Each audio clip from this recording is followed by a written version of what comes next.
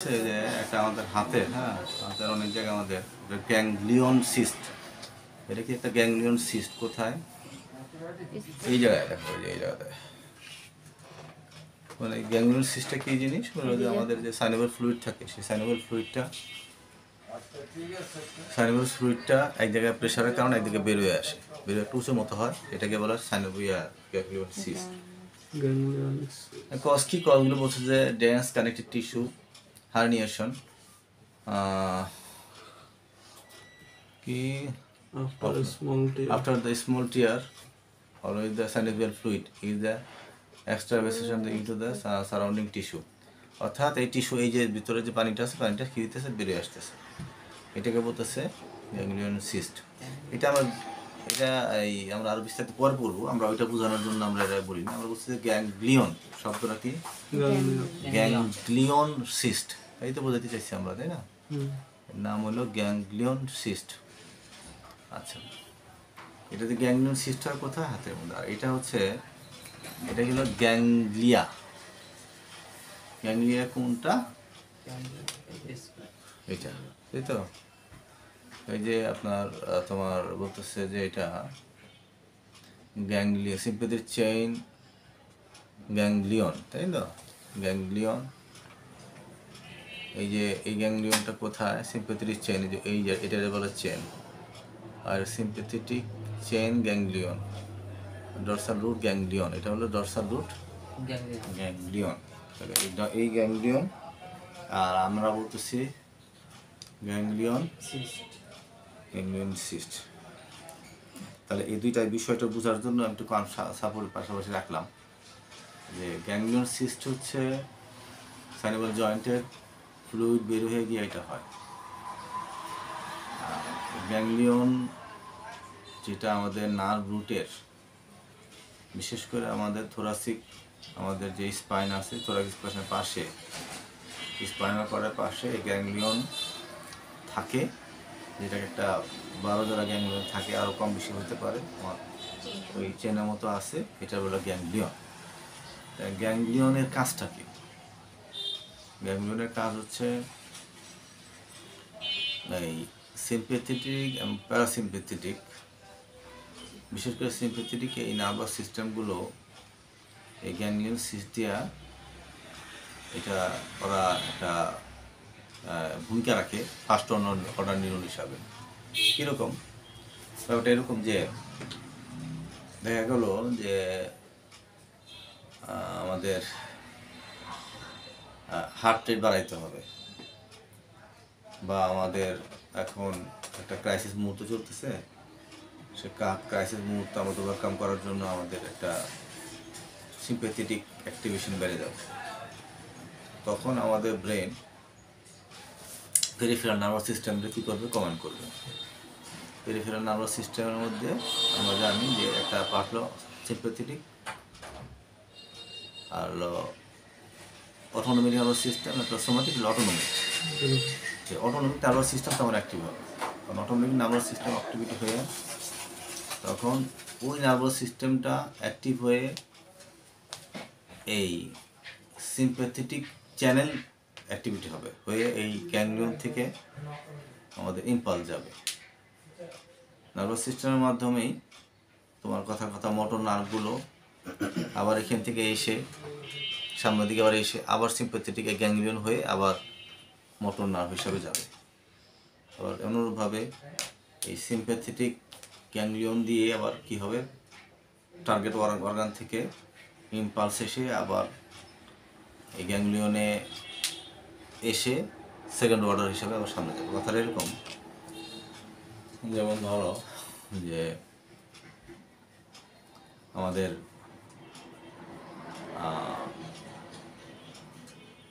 ম্যান্ডিবলে একটা পেন হচ্ছে, ম্যান্ডিবলের পেনটা এই ট্রাইজেমিনাল নার্ভ দিয়ে যাবে কোথায়? গ্যাংলিয়নে যাবে। গ্যাংলিয়ন ওই ইম্পালসটাকে প্রসেস করে পাঠিয়ে দিবে, এখানে আসবে C1, মনে করো কথা C1 গ্যাংলিয়নে আসবে, বা C2 গ্যাংলিয়নে আসবে, C1 C2 C3 এখানে। এখানে আসবে, এখান থেকে আবার এটা প্রসেস করে স্পাইনাল কর্ডে পাঠাবে, যে এখানে তো অনেক বড় ব্যথা করতেছে, একটা এখানে পেইনের জন্য অনুভূতিটা ব্রেনে পাঠায়, তখন এই গ্যাংলিয়নটা স্পাইনাল কর্ড দিয়ে ব্রেনে চলে যাবে। তাহলে এইখানে এই যে সেন্সরি হিসাবেও এই গ্যাংলিয়নটা কখনো কখনো অ্যাক্টিভ হয়। সিম্প্যাথেটিক প্যারাসিম্প্যাথেটিক একটা ব্যাপার তো আছে অটোনমিক নার্ভাস সিস্টেমের, কিন্তু এখানে কিছু কিছু অটোনমিক নার্ভাস সিস্টেমের একটা গুরুত্বপূর্ণ ভূমিকা পালন করার ক্ষেত্রে এই গ্যাংলিয়ন একটা গুরুত্বপূর্ণ ভূমিকা পালন করে। গ্যাংলিয়নটা কী জিনিস? গ্যাংলিয়নটা হচ্ছে নার্ভাস সিস্টেমের নিউরন যে হেড, যে বডিটা, সেল বডিটা, সেই সেল বডির কালেকশন হচ্ছে গ্যাংলিয়ন, যেটা আমাদের স্পাইনাল কর্ডের বাইরে থাকে, ব্রেনের বাইরে থাকে। তাহলে গ্যাংলিয়ন বলতে আমরা কী বোঝাতে চাচ্ছি? সিম্পল কথাবার্তা, গ্যাংলিয়ন হচ্ছে যে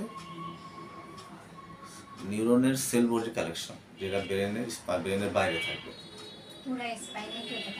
পুরা স্পাইনে থাকে না, লাম্বার স্পাইনে থাকে না, সেক্রাল স্পাইনে থাকে না, থোরাসিক রিজনে কমন, থোরাসিক রিজনে থাকে। আচ্ছা, তাহলে এই যে থোরাসিক রিজন, এই থোরাসিক রিজনের পাশেই চেন এই গ্যাংলিয়নগুলি থাকে। তাহলে এই গ্যাংলিয়নগুলো তাহলে কিসের? নার্ভের সেল বডির কালেকশন।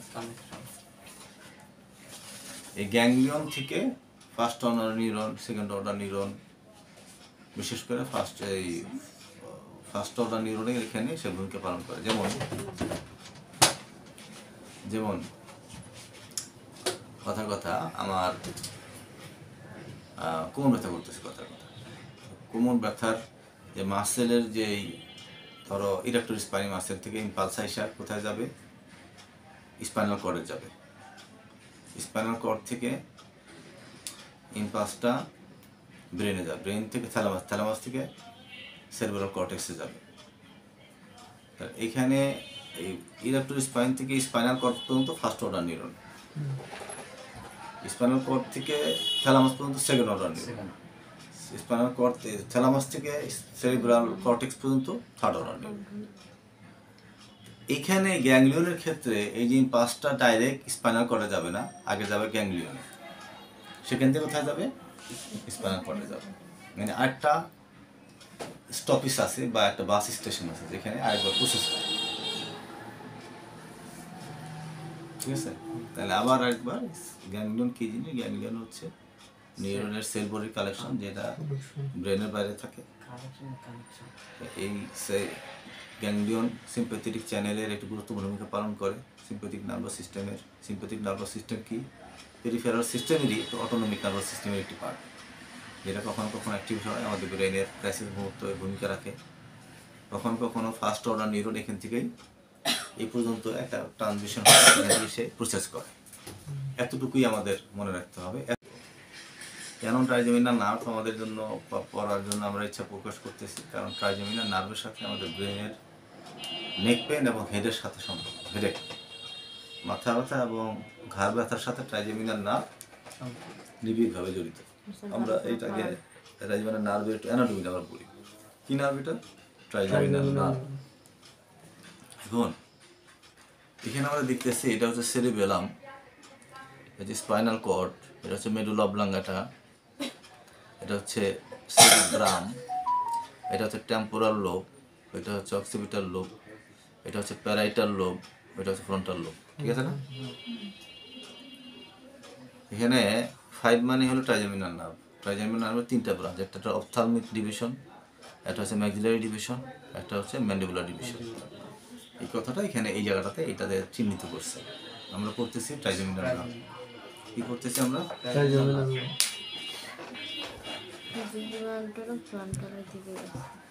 এই ট্রাইজেমিনাল নার্ভের আবার এই ডিভিশনগুলো আবার এই চিত্র একটু ভালো করে বোঝাইছে, ওই কথাটা আবার আরেকবার আসছে। তাহলে বলতেছে এখানে এই চিত্র আবার দেখাচ্ছে যে যদি ট্রাইজেমিনাল নার্ভের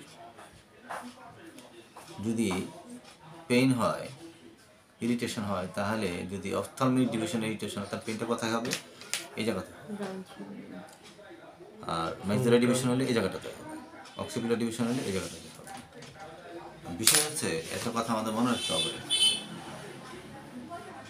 আবার তো এটুকু বুঝি যে পেইন, টেম্পারেচার, ভাইব্রেশন এটার যে অনুভূতি, যেমন আমাদের ভিগাস নার্ভ, ধরো ফেসিয়াল নার্ভ, ফেসিয়াল নার্ভ করে আমাদের সমস্ত ফেসিয়াল মাসেলকে সাপ্লাই দেয়, তাই না? ফেসিয়াল নার্ভের আমাদের আমাদের যে মাসেলগুলো পড়ছে আমরা ফেসের সমস্ত নার্ভে কি সাপ্লাই দেয়? Facial nerve. ফেসিয়াল নার্ভ একটা মোটর নার্ভ, কি নাম? Motor nerve. তো ফেসে যদি কোনো পেইন হয়, এই পেইন কিন্তু ফেসিয়াল নার্ভ দিয়ে যাবে না, ব্রেনে যাবে ট্রাইজেমিনাল নার্ভ দিয়ে। কারণ ট্রাইজেমিনাল নার্ভের এটি সবচেয়ে বড় একটি নার্ভ ব্রেনের মধ্যে। মিড ব্রেন, পন্স আর মেডুলা অবলাঙ্গাটা, 3 জায়গায় তার নিউক্লিয়াস আছে।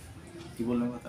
3 জায়গায় পন্স, মেডুলা অবলাঙ্গাটা, এত বড় নার্ভ 3টা জায়গায় সে টাচ করছে। নিউক্লিয়াস, তার নিউক্লিয়াসের প্রসেস অনেক, তার ফাইবার একজন অনেক বড়, আর সেল মাথাটা কোথায় আছে? 3 জায়গায়, পন্স, মেডুলা অবলাঙ্গাটা হলো মিড ব্রেন। ফেসে যে পেইন হবে, সেই পেইনটা ফেসিয়াল নার্ভে যাবে না, পেইনটা যাবে কোথায়? ট্রাইজেমিনাল, এই ট্রাইজেমিনাল নার্ভ দিক থেকে ওই মেডুলা অবলাঙ্গাটা যাবে। পেইন, টেম্পারেচার, ভাইব্রেশন এগুলো এই ট্রাইজেমিনাল নার্ভের মেডুলা অবলাঙ্গাতে আছে, উপরে না, এই মিড ব্রেনে নাই। এবার দেখবি একটু পরে। মাথা ব্যথা তুমি দেখলা যে হ্যাঁ, আমরা একটু আগে দেখলাম যে অপথলমিক ডিভিশন, মাথা ব্যথা করতেছি জায়গাতে, আমরা খালি এখানে নাড়াচাড়া করতেছি, ভরতেছি জায়গা, এটা তা তো না। এর রুট কজ কোথায়? Trigeminal nerve. Trigeminal nerve irritation হচ্ছে বলে অপথলমিক ডিভিশন ইরিটেশন হচ্ছে, তার ফলে এই জায়গায় পেন করতেছে। সাপোজ ট্রাইজেমিনাল নার্ভের মেজিলার ডিভিশন প্রবলেম করতেছে, তাহলে এই জায়গায় পেন করতেছে, তাই না? এই জায়গায় পেন করতেছে। আবার দেখা গেলো এতটুকু পেন করতেছে, আবার ঘাড়ে জায়গায় পেন করতেছে, কারণ এই ট্রাইজেমিনাল নার্ভের রুট ভ্যালু হলো C1, C2, C3। পেন করতেছে এই জায়গায়, আমরা মনে করতেছি যে এখানে সমস্যা এই জায়গায় না, ট্রাইজেমিনাল নার্ভের সমস্যা, ফলে আমাদের ঘাড় পেন, নেক পেন করতেছে। এখানে দেখো এটা কি তাহলে, এটা হচ্ছে আমাদের সেরে বেলাম, এটা কি? আর এটা হচ্ছে পন্স, এটা হচ্ছে মিড ব্রেন, এটা হচ্ছে মেডুলা অবলাঙ্গাটা। এইখানেই কথার এই ব্যাপারটা এখানে আসবে যে এইটা হচ্ছে ট্রাইজেমিনাল নার্ভের, এটা হচ্ছে তোমার চিপ ট্রাইজেমিনাল নার্ভ, এটা হলো চিপ, আর এটা হচ্ছে মেজানকাইমাল ডিভিশন, এটা চিপ ট্রাইজেমিনাল নার্ভ, আর এটা হচ্ছে তোমার স্পাইনাল ডিভিশন। কথাটা বুঝতে হবে। দেখো একটা ট্রাইজেমিনাল নার্ভের নিউক্লিয়াসটা কত বড়, এখান থেকে এতটুকু। স্পাইনাল ডিভিশনে, এই যে স্পাইনাল ডিভিশন মেডুলা অবলাঙ্গাটা পর্যন্ত এবং C1, C2, C3 পর্যন্ত তার বিস্তৃত। এবং এই যে বললাম সমস্ত ফেসিয়াল পেইন, টাচ, কম্প্রেশন এই স্পাইনাল নার্ভে আসতেছে। আর এখানে আমরা দেখতেছি এটা গ্যাংলিয়ন। কি বলতেছি আমরা? এটা এখানে আলোচ্য বিষয় হইতেছে যে এই যে তোমার ফর্মটা 3টা ডিভিশন আইসা, অপথলমিক ডিভিশন, ম্যাক্সিলারি ডিভিশন, ম্যান্ডিবুলার ডিভিশনগুলো প্রথমে আসতেছে কোথায়? গ্যাংলিয়ন আসতেছে। গ্যাংলিয়ন থেকে যাচ্ছে কোথায়? আবার চিপ division of the trigeminal nerve. আর উপরে এই যে মেসেনকাইমাল ডিভিশনে কোনো আলাদা ডাইরেক্ট আসতেছে, ডাইরেক্ট এর সাথে ডাইরেক্ট লিঙ্ক, এর সাথে যে নার্ভগুলো সেই নার্ভগুলো ডাইরেক্ট আসে মেসেনকাইমাল ডিভিশন। এখানে কোনো গ্যাংলিয়ন এখানে নাই, এখানে গ্যাংলিয়ন কোনো ভায়া গ্যাংলিয়ন দিয়ে এখানে আসে নাই, ডাইরেক্ট এসে কোথায় লাগতেছে? মেসেনকাইমাল ডিভিশনে লাগতেছে। এইটাই হচ্ছে মূলত এখানে আলোচ্য বিষয়। বুঝতে পারতেছি কথাটা? এটা কিন্তু আলাদা, কর্পাস ক্যালোসাম আলাদা, এটা হলো আমাদের করোনাল সেকশন, এটা আসতেছে, ঠিক আছে না? আচ্ছা, তাহলে আমাদের বুঝলাম যে মেসেনকাইমাল যে ডিভিশনটা আছে সেটা ডাইরেক্ট, আর নিচের যেগুলো আছে সেগুলো। আর এখানে আরেকটা 4টা পার্ট আছে মোট ট্রাইজেমিনাল নার্ভে। আরেকটা আছে মোটর পার্ট, যেটা এটার মিডিয়ালি আছে। ধরো এটা সাপোজ পন্সের 2 সাইডই তো আছে, তাই না? ধরো কডা ইকুডাক্ট, কথার কথা মাঝখান এরকম কাটি, হ্যাঁ। ধরো এটা হচ্ছে একদম ইকুইডাক্ট, এটা কি বলে? ইকুইডাক্ট বলে। এখানেও একটা কি আছে তোমার ম্যাক্সিলারি নার্ভ আছে, বুঝতে পারছি? হচ্ছে আমাদের মেসেনক্যালার ডিভিশন, এটা হচ্ছে ইকুইডাক্ট, এটা হচ্ছে স্পাইনাল ডিভিশন। আর এই জায়গায় আছে একটা motor point, motor division of the trigeminal nerve. অনুরূপভাবে এখানে একটা মোটর ডিভিশন মিডিয়ালি আছে, আর একটা কি আছে এখানে মেসেনক্যালার ডিভিশন, এটা হচ্ছে চিপ, আর এটা হচ্ছে একটা স্পাইনাল ডিভিশন। এই মোটর নিউক্লিয়াসটা মোটর ইম্পালস করবে, কিন্তু মোটর যায়, তাই জন্য মোটর অ্যাকশন হয়। আর এখান থেকে কি আসে, স্পাইনাল সেন্সরিগুলো, পেন, টেম্পারেচার, টাচগুলো এখানে আসে। এই কথাটুকু আমরা মাথায় নেই, এতটুকু বুঝি, এতটুকু কথা আমরা বুঝি। এটা কিন্তু কোথায়, ব্রেনের কোথায়। আর স্পাইনাল কতটুকু, C1 C2 C3 আমাদের আছে কোথায়, কোথায় আছে ট্রাইজেমিনাল নার্ভ, নিউক্লিয়াসটা কোথায় আছে, কোথায় কোথায় আছে নিউক্লিয়াসে, রাইট।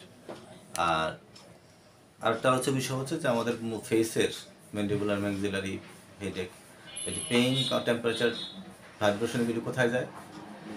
যদিও এটার মোটর নার্ভকে ফেসিয়াল নার্ভ, বাট এগুলো কোথায় যায়?